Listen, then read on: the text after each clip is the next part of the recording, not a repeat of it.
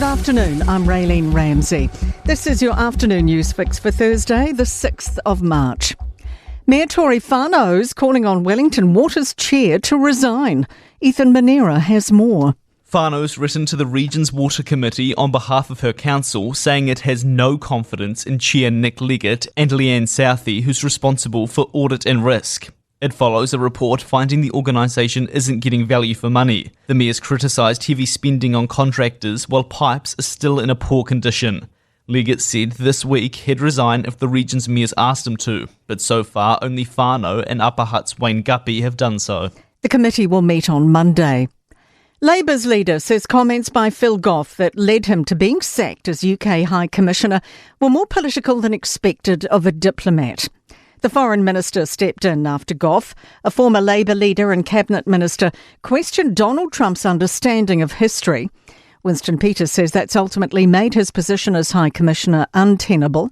Chris Hipkins says he doesn't believe Goff's words were wise. I think Winston Peters is entitled to make it clear to Phil Goff that, he thinks he went too far and overstepped. Whether that reaches the threshold for a dismissal, ultimately that's a call for Winston Peters to make.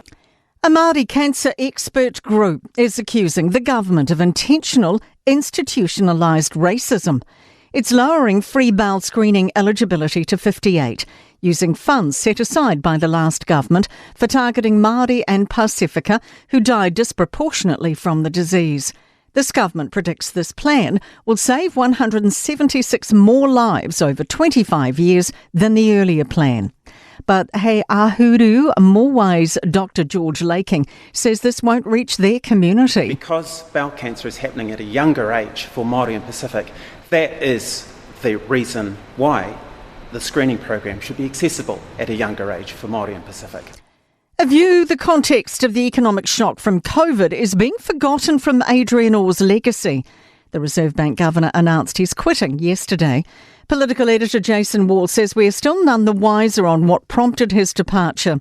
He says Orr's faced a lot of criticism, but he was fully in step with global practice. These were unprecedented economic events. Now, Orr acted, I would argue, in a way that anybody else in his position would have done. In fact, pretty much every central bank around the world did similar things as Adrian Orr did. 2 pet owners have been prosecuted for not getting urgent care for a severely ill dog. Bubba Girl was euthanised last year with an untreated skin disease, malnutrition and chronic pain. Her owners were sentenced in Auckland District Court yesterday.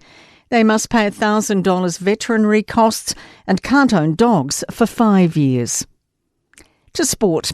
And Tom Bruce has registered the highest first-class score in New Zealand in more than 70 years, making a whopping 345 for Central Districts in their 4-day Cricket Plunket Shield game against Auckland. Moana Pasifika coach Tana Umanga has explained issues with floodlights is one reason they've withdrawn from their trip to Nuku'alofa in Tonga later this month. Local hope Ollie Dunbar's run has come to an end in the second round of the New Zealand Squash Open in Christchurch, outclassed in straight games by third seed Yin Yao Ing of Malaysia. That is your latest news fix. We'll be back with the next update tomorrow morning from the Newstalk ZB newsroom.